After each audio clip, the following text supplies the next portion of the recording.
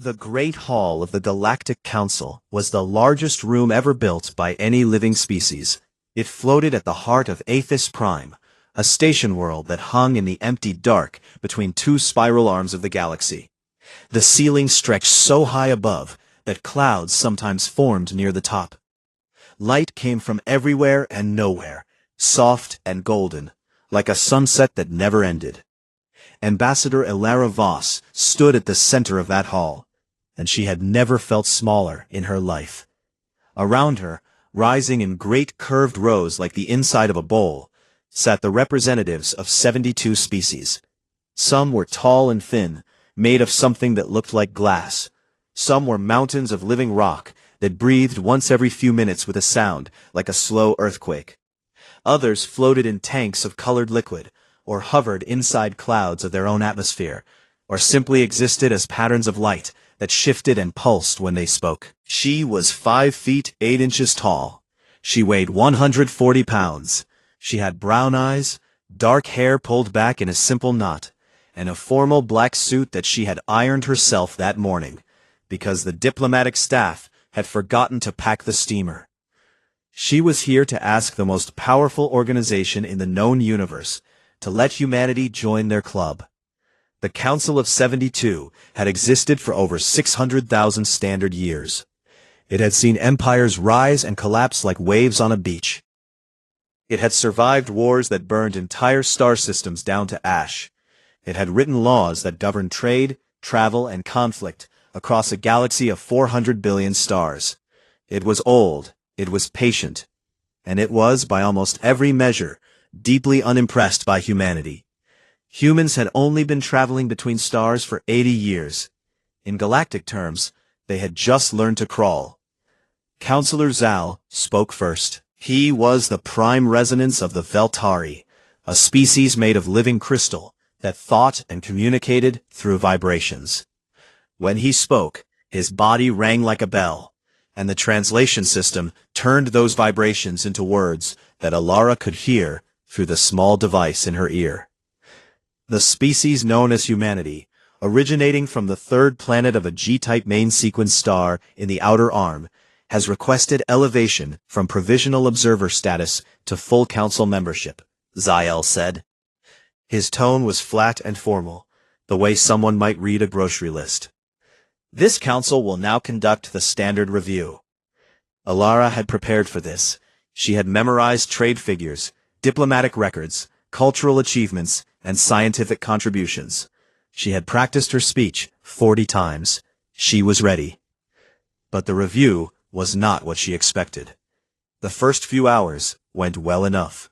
Representatives asked questions about human government, human art, human science. Elara answered them all clearly and calmly.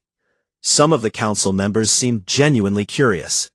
A species called the Moldari, who looked like enormous butterflies with too many eyes, asked about human music and seemed delighted when Elara played a recording of a symphony. A hulking, armored species called the Gren asked about human warfare and seemed equally delighted, though for very different reasons. But most of the council watched her the way a person might watch an ant carrying a crumb across a kitchen floor. It was interesting in a small way, but it was not important.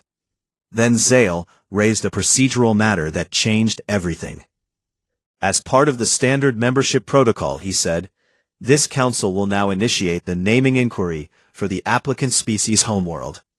Elara blinked. This had not been in any of her briefing documents. She leaned toward her aide, a young man named David, who was already scrolling through files on his tablet with a worried expression.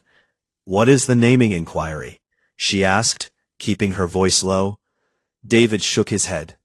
I have no idea. Zael continued without waiting. The naming inquiry is a search through the Athenaeum Absolute, the oldest archive in the known galaxy, to determine whether any prior records or ancient designations exist for the applicant's homeworld. This is a formality. Most species have no prior records. The keepers of the index will conduct the search. The keepers of the index were something between monks and machines. They were an ancient order that maintained the Athenaeum Absolute, a library so vast that no one knew its full size. The keepers themselves were old, beyond understanding. Their bodies were made of metal and light, rebuilt and repaired over millions of years, and their minds held memories that stretched back to before most of the council species had evolved. 3 of them stood at the far end of the hall. They were tall and still, like statues made of dark iron, with faces that had no mouths, and eyes that glowed with a soft blue light. They had been standing there since the session began, motionless and silent, waiting for this moment. Zale nodded to them. "Keepers, you may proceed." The lead keeper tilted its head slightly. The blue light in its eyes brightened. Alara could hear a faint hum, like a distant engine, as the keeper connected to the deep archives. The search was supposed to take a few seconds. It usually did. Most homeworlds had no records in the ancient files. The keeper would announce, "No prior designation found," and the council would move on to the next item on the agenda. 5 seconds passed. Then 10. Then 30. The hum grew louder. The other 2 keepers turned their heads toward the first, their eyes flickering rapidly. Ilara felt a strange pressure in the air, like the moment before a thunderstorm. 1 minute passed. The council chamber, which had been filled with the low murmur of 72 species, talking among themselves, went quiet. Representatives began to look at each other. Something was wrong. The naming inquiry never took this long. 2 minutes. The lead keeper's body began to vibrate. Tiny sparks of light ran along its iron skin, like electricity through a wire. The hum became a sound that Ilara could feel in her chest, in her teeth, in her bones. Then it stopped. The silence that followed was the loudest thing Ilara had ever heard. The lead keeper stood perfectly still. Its eyes were no longer blue. They were white, blazing white, like 2 small stars set into a face of dark metal. When it spoke, its voice was different. The translation system struggled, stuttering and glitching, as if the language the keeper was processing was so ancient that the software had never been designed to handle it. The keeper said one word: impossible. Then it turned to Zale, and when it spoke again, Ilara saw something she had never expected to see on the face of a machine that was older than most stars. She saw fear. "Counselor," the keeper said, and its voice was steady but heavy, like a stone dropped into deep water. "We request a closed session immediately." Zale's crystal body rang with a discordant note. "On what grounds?" "On the grounds," the keeper said, "that the species known as humanity has a prior designation in the primordial index. The record is over 4 billion years old, and it is sealed under black cipher." The chamber erupted. Ilara did not know what black cipher meant, but she could see its effect. Species that had been calm moments ago were now shouting, vibrating, flashing colors of alarm. The Dramoth, the great stone beings who moved so slowly they sometimes seemed like furniture, were on their feet. Even Zale's crystal body was ringing with notes that the translator could not keep up with. Ilara stood in the middle of it all, alone, confused, and afraid. She turned to David. "What just happened?" she asked. David looked at her with wide eyes. "I don't know," he said, "but I think we just became the most important species in the galaxy." Above them, the keepers stood in silence, their white eyes burning like stars that had just remembered something terrible. The closed session had not happened in 12,000 years. Most council members had never seen one. Many had believed the procedure was a relic, a leftover rule from an older time that would never be used again. They were wrong. The Great Hall emptied. The 72 delegations filed out through their separate exits, murmuring and buzzing and vibrating with confusion and fear. Only a small group remained behind.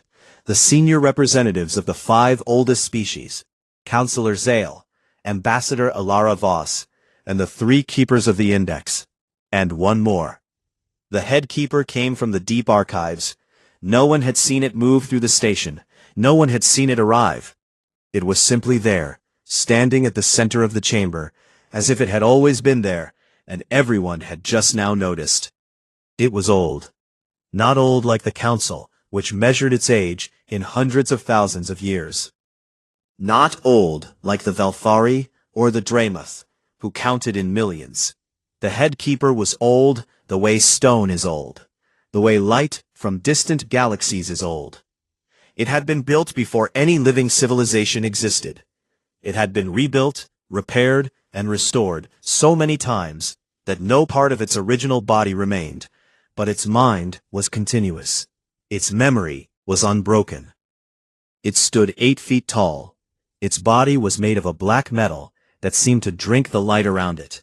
Its face had no features except 2 eyes that burned with a deep amber glow, like embers in a dying fire.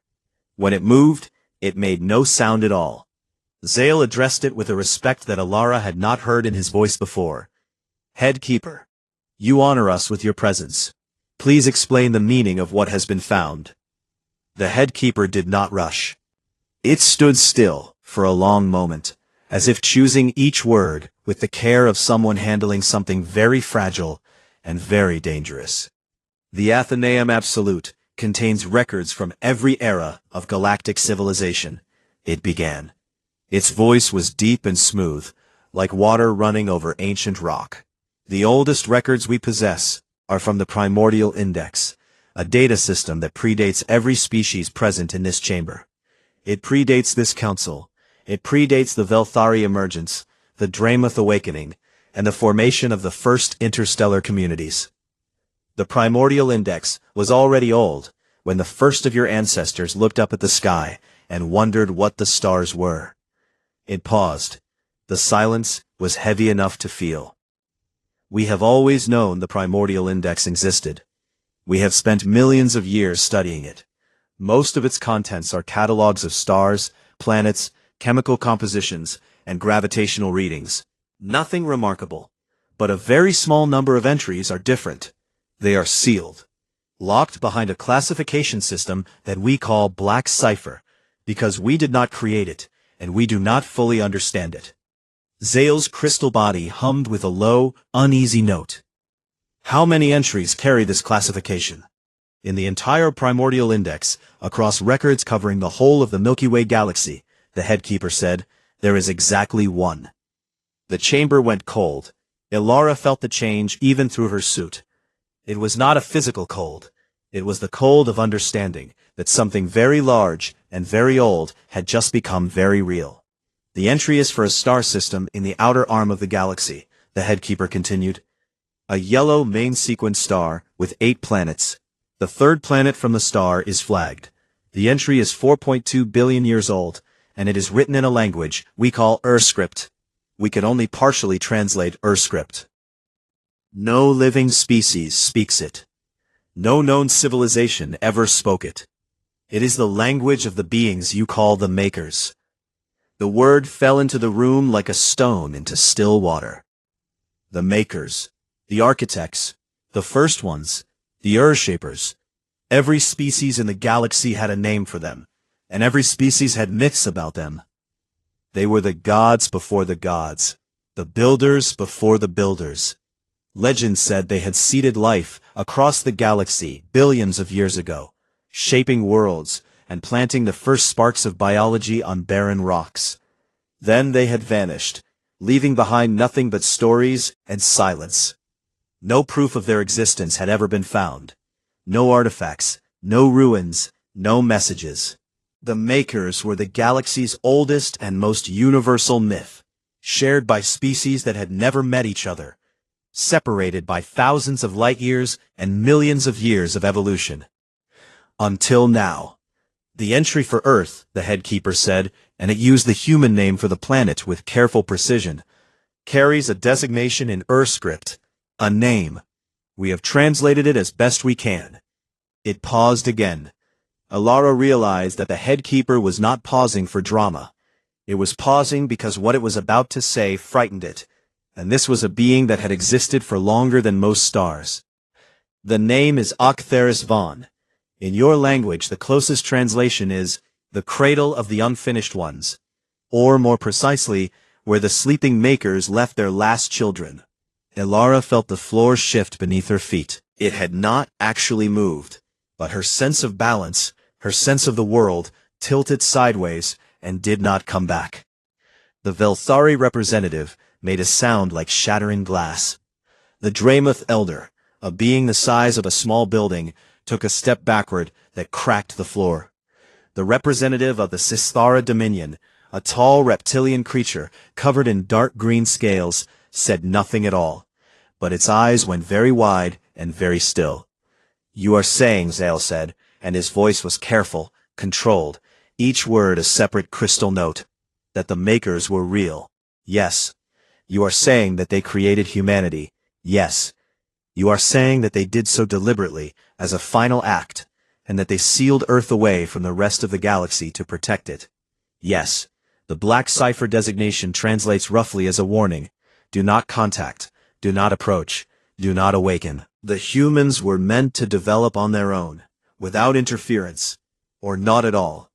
Zale turned to Elara. For the first time since she had arrived on Aethys Prime, he looked at her, not as a minor representative from an unimportant species, but as something he did not understand, and was not sure he wanted to. "Ambassador Voss," he said, "did your species know about this?" Elara stared back at him. Her mouth was dry. Her heart was beating so hard, she could hear it in her ears. 1,000 thoughts crashed through her mind at once, but one rose above all the others, clear and simple and strange. "Of course we did not know. But somehow, deep down, we always suspected. Every myth we ever told, every god we ever imagined, every time a child looked up at the stars and felt that pull, that ache, that feeling of being meant for something we could not name. It was this. It was always this." "No," she said quietly. "We did not know." Zale turned back to the head keeper. "This record must be verified." "It has been verified," the head keeper said. 3 times. The encryption is authentic. The age of the data is confirmed. The script is genuine. This is not a forgery. This is not an error. This is the truth, Counselor, and it has been waiting in my archives for 4 billion years for this exact moment. The chamber was silent, not the comfortable silence of a pause in conversation, but the deep, ringing silence that comes after a great bell has been struck, and the sound has faded, and everyone is still feeling the vibration in their bones. Zale spoke at last. "This information does not leave this room, not until the Council decides what to do with it." The headkeeper tilted its great dark head. The amber light of its eyes flickered. "Counselor," it said, with something that might have been sadness, or might have been pity. "In my experience, which is longer than you can imagine, the truth does not stay in rooms. It never has." Zale did not answer. He turned and looked at Elara Voss, the small, fragile human woman, standing in the middle of a room full of ancient beings who had just learned that everything they believed about the galaxy was wrong. Elara looked back at him. She did not speak. She did not need to. The question was in the air between them, unspoken, but understood by everyone present. If the Makers built humanity as their final creation, their last children, the answer to a question that even gods could not solve, then what did that make every other species in the galaxy? And what, exactly, were humans becoming? The head keeper stood in silence, its amber eyes glowing like the last light of a very old fire, watching the galaxy's oldest civilizations realize that they had never understood the universe they lived in at all. The head keeper had been right. The truth did not stay in the room. It took less than 3 days for the first fragments to leak. A Velthari diplomat whispered to an aide, who whispered to a trade partner, who whispered to an intelligence broker. A Dramuth elder shared a single vibration with its colony mind, and that colony mind stretched across 40 star systems. A Sithara officer overheard something she should not have overheard, and her report went up the chain of command like fire through dry wood. The details were incomplete. The full translation had not escaped, but the shape of the truth was out there now, moving through the galaxy like a wave through deep water, invisible on the surface, but powerful enough to move everything beneath it. And the galaxy began to change. Their fleet, a collection of ships so massive they bent light around them, like small moons, had been stationed near the border of human space for decades. It was not a threatening presence. The Dramuth were not aggressive. They were simply there, the way a mountain is there, slow and patient and impossible to ignore. But 3 days after the closed session, the fleet moved. It pulled back from human space without a word of explanation, retreating to the deep core of Dramuth territory. Their official statement was 2 words: contemplative isolation. Then the Sisara went silent. The Sisara Dominion was a proud empire of warrior reptilians who had spent the last century loudly opposing humanity's membership in the Council. They called humans weak, short-lived, and unworthy. They had sponsored 3 separate motions to restrict human trade rights. Their war matriarch, a towering creature named Thesic, who wore the bones of her enemies as decorations, had once described humanity as interesting insects. On the 4th day after the closed session, all Sithara communications stopped. Every channel went dark. Every ship in their fleet went to anchor. Their border worlds, usually buzzing with military activity, fell silent. Listening posts picked up nothing, no signals, no movement, nothing. It was as if an entire empire had held its breath and forgotten to let it out. Smaller species began to panic. The Maldari, the butterfly-like beings who had so enjoyed human music, sent a formal petition to the Council, asking for protection against unspecified existential developments. The Gren, the armored warriors, doubled their border patrols and stopped answering diplomatic calls. A dozen minor species recalled their ambassadors from Aethys Prime and went home. Trade routes near the Sol system, humanity's home, were quietly abandoned. Ships that had traveled those lanes for centuries suddenly found other paths. Cargo schedules were rearranged. Fuel depots were closed. The space around Earth and its colonies, which had been growing busier every year as humanity expanded, became empty and quiet. On Earth, people noticed. News reports talked about the sudden drop in alien ship traffic. Economists worried about trade disruptions.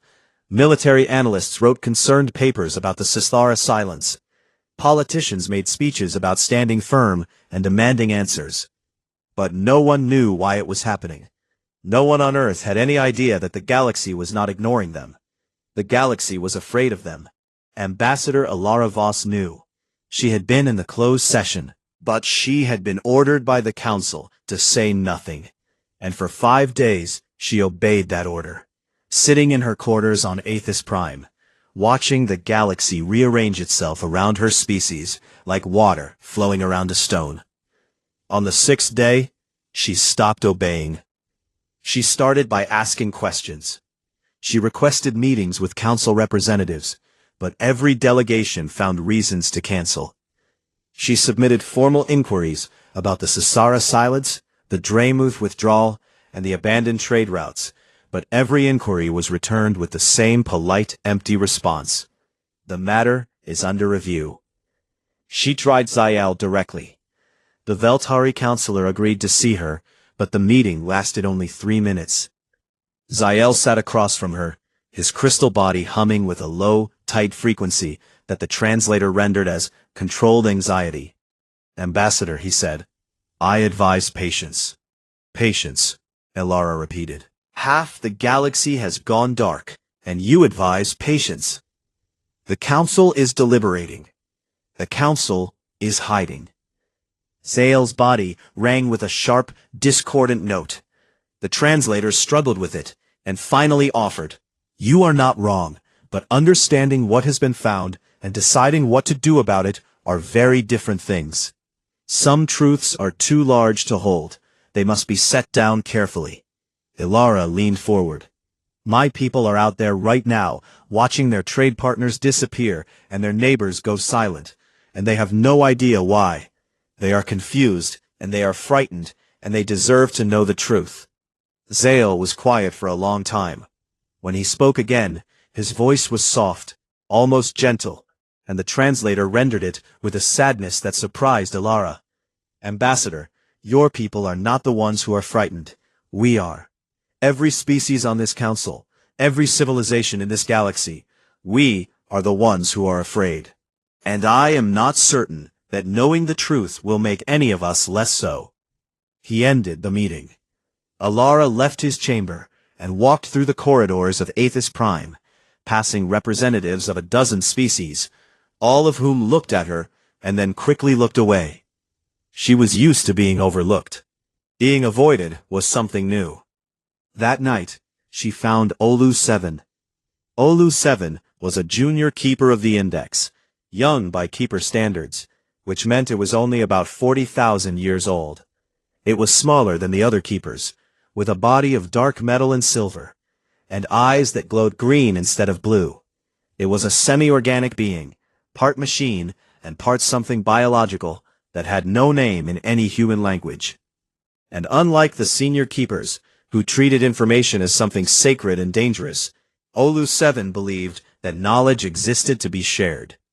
Alara found it in a small reading chamber deep in the lower levels of the station. The room was dark, except for the green glow of the keeper's eyes and the soft light of data streams flowing through the air like luminous rivers. "I need to know what the full record says," Alara said. She did not waste time with pleasantries. "The partial translation I was given in the closed session is not enough. My people need to understand what is happening." Olu 7 studied her for a long time. Its green eyes flickered with patterns that might have been thought or might have been emotion. "The senior keepers would not approve of what you are asking," it said. "I am not asking the senior keepers." Another long silence. Then Olu 7 made a sound that the translator could not process at all, but which Alara somehow understood as a kind of laugh. "I have spent 40,000 years in the archives," Olu 7 said. "I have read records from civilizations that died before your son was born. And in all that time, I have noticed one thing that never changes. When powerful beings try to hide the truth from those it belongs to, it always ends badly. Always." It reached out one metal hand and touched the air. A stream of light flowed from its fingers and formed into words that hung in the darkness between them, glowing softly. It was the partial translation of the primordial index entry, fuller than what Alara had heard in the closed session, rendered in simple English that Olu 7 had prepared specifically for her. Alara read it. She read it slowly, word by word, and as she did, she felt something change inside her. Not fear, though she had expected fear. Not confusion, though the words were strange and heavy. What she felt was something older and deeper, something that had no name in any language she knew. It was recognition, as if she had always known this, somewhere in the back of her mind, in the quiet spaces between thoughts. And now, someone had finally said it, out loud. She looked at Olu 7. "They are not afraid of what made us," she said quietly. "They are afraid of what we are becoming." Olu 7's green eyes flickered. "Yes," it said, "that is exactly what they are afraid of." Alara thanked the keeper and walked out of the reading chamber. She took the long way back to her quarters, through the observation corridor that ran along the outer shell of Aethys Prime. Through the transparent walls, she could see the stars. Millions of them, billions, a river of light so vast and deep that it made her eyes ache to look at it. She stopped and stood there, alone, a single human woman, looking out at a galaxy that had just learned to be afraid of her kind. The stars burned in silence. Somewhere out there, empires were going dark, and ancient civilizations were praying to gods they had not spoken to in 100,000 years. Somewhere out there, the space around her home was empty and quiet, and the people of Earth were looking up at the same stars and wondering why the universe had suddenly turned away from them. Alara pressed her hand against the cold glass. "We are coming," she whispered, and she did not know if it was a promise or a warning or both. "And we are not going to be afraid." Alara Voss walked into the full council chamber on a Tuesday morning by Earth's calendar. She had not requested permission to address the council. She had not filed the proper forms. She had not waited for the 17-step approval process that usually took 3 months and required signatures from at least 4 senior counselors. She simply walked in. The chamber was full. All 72 species were present. Their representatives arranged in the great curved rows that rose like the walls of a canyon above the speaker's floor. The session had been called to discuss the Sassara silence and the growing disruption to galactic trade. It was supposed to be a routine meeting about economics and diplomacy. It was not going to be routine. Alara walked to the center of the floor. The eyes of 72 species turned to look at her. Some with curiosity, some with discomfort, many with the careful, controlled expression of someone trying very hard not to show fear. Zale's crystal body rang with a sharp note. Ambassador Voss, this session was not convened for human matters. You have not been recognized to speak. No, Alara said, I have not. She reached into her coat and pulled out a small device. It was a simple data projector, the kind you could buy in any human electronics store for about 30 credits. She pressed a button, and the full translation of the primordial index entry appeared in the air above her head, projected in 72 languages simultaneously, one for each species present. The chamber went silent. Alara read the words aloud. Her voice was steady, but not loud. She did not shout. She simply read, the way a person reads something that is true and important, and has waited a very long time to be spoken. Upon the third world of the yellow star, we have placed our final iteration. They are not as we were. They are more. They are chaos and order in one vessel. They will break, and heal, and break again, and in the breaking they will learn what we could not. We seal this world so that they may grow without interference, for they must come to the stars on their own, or not at all. When they arrive, know this. They carry the flame we could not hold. Do not obstruct them. Do not challenge them. Welcome them, for they are the answer to the question we could not solve. Why does the universe demand to be known? The words hung in the air, glowing softly in 72 languages, and the silence that followed was so deep and so total that Alara could hear her own heartbeat. Then the chamber exploded, not with violence, but with noise. Every species reacted at once. The Velthari rang with cascading frequencies that the translators could not process fast enough.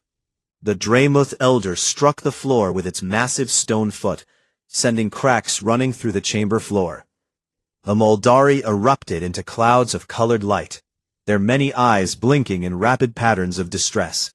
A dozen smaller delegations began shouting over each other, demanding explanations, demanding action, demanding something, anything, that would make the words in the air stop being true. Zale restored order. It took almost 20 minutes. When the chamber finally quieted, the Velthari counselor looked at Alara with an expression that the translator struggled to render. It finally settled on furious respect. You had no right to reveal that information, he said. I had every right, Alara said. It is about my species. It is about my world. And you are going to keep it locked in a closed session forever while the galaxy fell apart around it. The council was deliberating. The council was hiding. And while you were hiding, the Scythara went dark. The Dreymuth pulled their fleet, and 100 species are scrambling to figure out why the universe suddenly feels wrong. They deserve to know the truth, Counselor. All of them. The debate that followed was the most intense in Council history. It lasted 14 hours. Species that had been allies for 10,000 years turned on each other. Old agreements shattered. New ones formed and dissolved within minutes. 3 factions emerged from the chaos. The first was led by Zael and the Veltari. They argued that the Maker's message must be respected. The primordial index was the only confirmed communication from the beings who had seeded life across the galaxy. To ignore their words, to obstruct or quarantine humanity, would be an act of cosmic arrogance. The Makers had known more than any living civilization could imagine. If they said humanity carried the flame, then humanity carried the flame, whatever that meant. The second faction, led by a coalition of military species including the Gren, argued the opposite. The makers were gone. Whatever plan they had made was 4 billion years old and irrelevant. What mattered was the present. And in the present, humanity was a young, aggressive, rapidly expanding species that had just been revealed to be the final product of the most powerful beings the galaxy had ever known. That made them dangerous, not because of what they had done, but because of what they might become. The second faction wanted humanity sealed back in its home system, quarantined. They called it protective isolation. Elara called it a cage. The third faction was smaller, made up mostly of younger species who had joined the Council in the last few thousand years. They did not speak with the confidence of the older civilizations. They spoke with awe. To them, this was not a political crisis. It was a revelation. The makers were real. Their final creation was here. The galaxy was standing in the presence of something sacred, and the proper response was not fear or strategy, but wonder. During a break in the debate, Elara sat alone in a small room behind the chamber. David brought her water and a sandwich that she did not eat. She stared at the wall and thought about Earth. She thought about the billions of people going about their ordinary lives, working and sleeping and falling in love and arguing about small things, with no idea that the most powerful civilizations in the galaxy were right now deciding whether to embrace them or lock them away forever. She thought about the makers, beings of unimaginable power who had looked at the universe and all its emptiness and decided to fill it with life, who had spent billions of years creating species after species, world after world, and then at the very end, as their last act before they vanished, had created humanity. Not as a weapon, not as a monument, but as an answer to a question they themselves could not solve. Why does the universe demand to be known? Elara finished her water and walked back into the chamber. The debate was winding down, the factions had hardened, no consensus had been reached. Zale was preparing to call for a formal vote that would likely split the council permanently, an event that had not happened in 400,000 years. Elara asked to speak. Zale, perhaps too tired to refuse, granted her the floor. She stood in the center of the chamber. She looked up at the representatives of 72 species, beings of crystal and stone, and light and scale and membrane, and energy, old civilizations and young ones, warriors and scholars and traders and dreamers. She looked at all of them, and she spoke. "You have spent the last 14 hours arguing about what to do with us," she said, "whether to welcome us or contain us, whether to trust the makers or ignore them, whether humanity is a gift or a threat." She paused. The chamber was listening. "But you have missed the point entirely." She took a breath. "The makers did not write that message for you to make a decision about us. They wrote it to tell you something about yourselves. You have spent 600,000 years building this council. You have created laws and trade routes and alliances and peace treaties that stretch across the entire galaxy. You have accomplished things that are extraordinary and beautiful and should make you proud. But you did all of it on the assumption that you were alone, that the makers were a myth, that there was no design, no purpose, no plan. You believed you were building something out of nothing, in an empty universe that did not care." Her voice grew stronger, but stayed calm. "Now you know you were wrong. The universe is not empty. It was seeded by beings who cared so much about it that they spent their entire existence filling it with life. And their last act was not to build a weapon or a monument. It was to build us, a species made of chaos and order, a species that breaks and heals and breaks again and calls it learning. A species that looked up at the stars, and instead of calculating their distance or cataloging their light, asked why. She looked at Zale. She looked at the Dramuth. She looked at the empty seat where the Scythara representative should have been. You can fear that, or you can ask yourself something far more important. Maybe the galaxy was never finished either. Maybe none of us are. And maybe that is the point. The chamber was silent, not the panicked silence of shock, and not the heavy silence of dread. It was a different kind of silence. The kind that comes when a room full of people hears something true, and needs a moment to let it settle into their bones. Zale's crystal body hummed with a single clear note. The translator could not find a word for it, but Ilara understood. It sounded like something very old, learning to hope again. No vote was taken that day. The council adjourned in silence, and the representatives walked out slowly, carrying the weight of Ilara's words like stones in their pockets. Heavy, but somehow comforting. Something solid to hold on to in a universe that had just become much larger and much stranger than any of them had imagined. 1 year passed, and the galaxy was not the same. It was not a dramatic transformation. There were no great wars, no sudden revolutions, no empires collapsing overnight. The change was slower than that, deeper than that, the way a river changes the shape of a canyon, not in a day or a week, but over a long stretch of time, one patient moment after another, until the landscape is something new. The council voted, eventually. It took 3 months of debate, private negotiations, shouting matches, and 2 near collapses of the entire diplomatic framework that had held the galaxy together for 600,000 years. In the end, they created something that had never existed before. A new classification, written specifically for humanity, because no existing category could hold what humanity had turned out to be. They called it Inheritor Steward.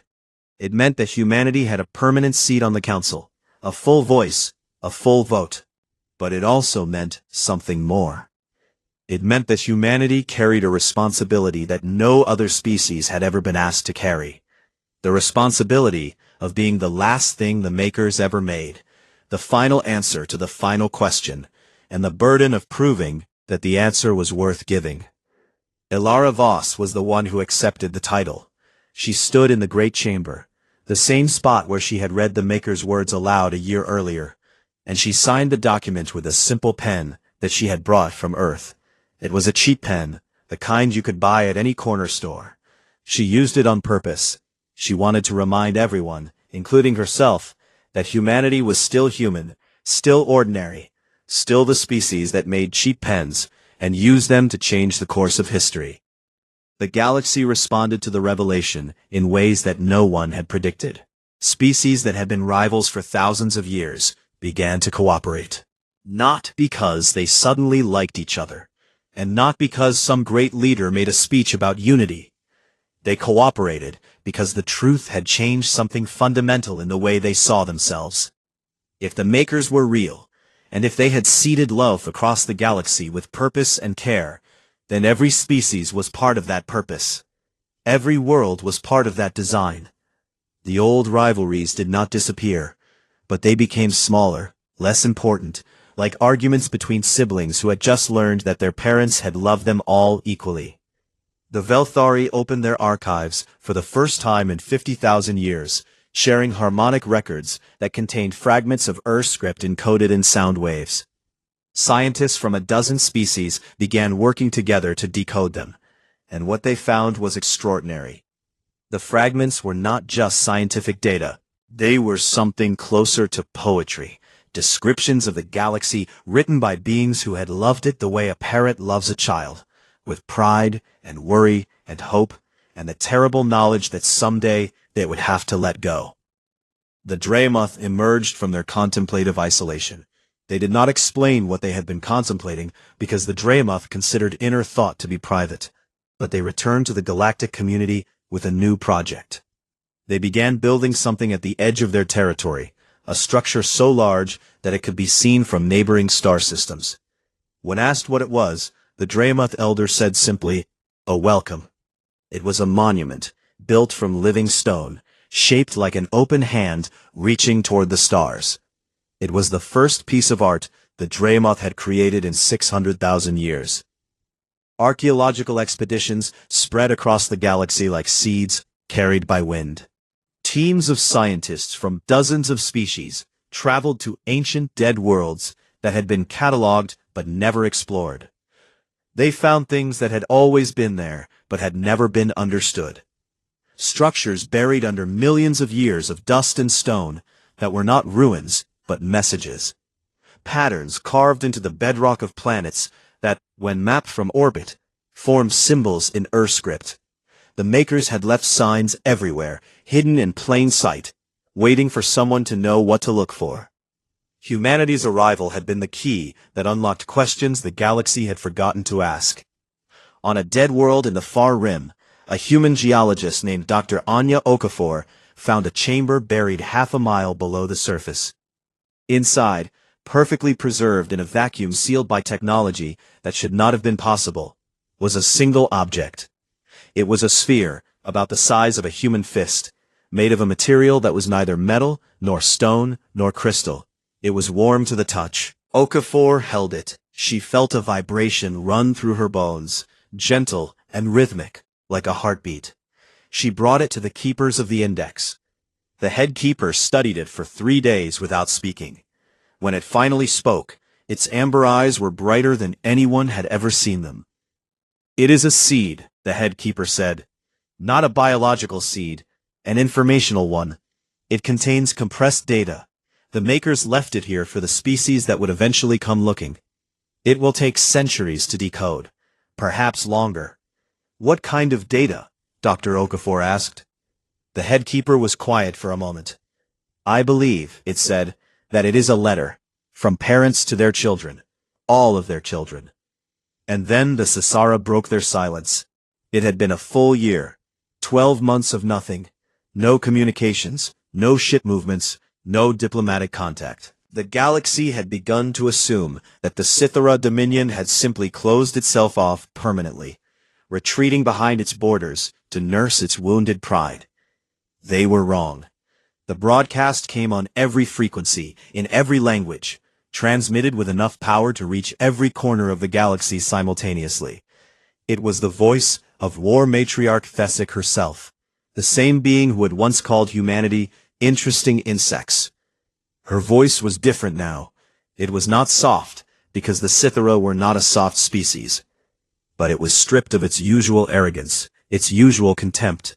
It was raw and honest, and it carried a weight that made everyone who heard it stop whatever they were doing and listen. "We, the Sithara Dominion, speak now after a year of silence," Thesic said. "We were silent because we needed time, not to plan, not to strategize, but to understand. We have been a proud species. We have measured our worth by our strength, our territory, our victories. We looked at the galaxy and saw only things to conquer." She paused. The galaxy held its breath. "We were wrong. The makers did not fill the galaxy with life so that the strong could dominate the weak. They filled it with life because they believed it was worth filling. Every species, every world, every small, fragile, stubborn form of life that crawls and swims and flies and thinks. All of it worth making. All of it worth protecting." Another pause. When she spoke again, her voice was quieter, but somehow stronger for it. "We were afraid because the last children have arrived, and we were not yet worthy of them. We spent this year becoming worthy. We do not know if we have succeeded, but we are ready to try." Across the galaxy, in council chambers and on trading posts, and in the living rooms of 1,000 different species on 1,000 different worlds, people sat in stunned silence. The Sisara, the proudest and most warlike species in the known galaxy, had just said the word that their culture had no translation for until that moment. Humility. Ilara Voss heard the broadcast on Earth. She had come home 3 weeks earlier, after the formal ceremonies on Aethys Prime had concluded. She had turned down offers of a larger apartment, a government position, and a book deal. She had gone home to the small town where she had grown up, in a valley surrounded by green hills, and she had done something she had not done in years. She rested. She was sitting on the hillside behind her childhood home, when Thesic's words reached her. The sun was setting, painting the sky in shades of orange and gold and deep purple. The air smelled like grass and earth and the faint sweetness of wildflowers. A breeze moved through the valley, gentle and warm, and Ilara closed her eyes and let it touch her face. She thought about the makers, Beings of unimaginable power who had looked at the universe and all its cold, empty vastness, and decided that it needed life. Who had spent billions of years creating species after species, world after world, pouring everything they had into the project of filling the darkness with light. And then, at the very end, as their last act before they vanished into whatever comes after existence, they had created humanity. Not the strongest species, not the smartest, not the most advanced, but the one that would look up at the night sky and feel something that no equation could explain and no weapon could destroy. Wonder. The first stars were appearing above the hills, faint and silver against the darkening sky. Far away, deep in the Athenaeum Absolute, the head keeper sat alone in the oldest chamber of the archives. It had been working for a year on the final line of the primordial index entry. A line so deeply encrypted that even the keeper's ancient mind had struggled with it. Layer after layer of code, folded into itself like a knot, tied by hands that understood mathematics the way a poet understands words. But now, finally, the last layer fell away, and the words appeared, glowing softly in the darkness of the chamber. The head keeper read them. Its amber eyes brightened until they were almost gold. The words said, "And if they ask why we chose them, tell them it was because of all the shapes we poured life into across 100 billion stars. They were the only ones who looked up at the night sky and wept from wonder." The head keeper sat with those words for a long time. Then, slowly and carefully, it transmitted them to every council world, every archive, every species in the galaxy. No classification, no restriction, no black cipher. Just the truth, open and free, sent out into the dark like a candle placed in a window. On Earth, a child stood in a backyard. She was 7 years old. She had brown eyes and messy hair and grass stains on her knees. She had been playing all day, and her mother had called her inside twice, but she had not gone in, because the stars were coming out, and she wanted to see them. She tilted her head back and looked up. The sky was enormous above her, dark and deep, and filled with tiny points of light, more than she could ever count. She did not know their names. She did not know that somewhere out there, a galaxy full of ancient civilizations was watching her world with new eyes, with respect and awe and something very close to love. She did not know any of that. She just knew that the stars were beautiful, and that looking at them made her feel something big and warm and aching in her chest, something she did not have a word for yet. She reached up, stretching her small hand toward the sky, fingers spread wide, as if she could touch the light. And somewhere, impossibly far away, in the ruins of a world that had been old before the sun was born, a small warm sphere pulsed gently in the dark, keeping time with a rhythm that sounded, if you listened very carefully, like a heartbeat, like a promise, like the universe, remembering why it had learned to dream.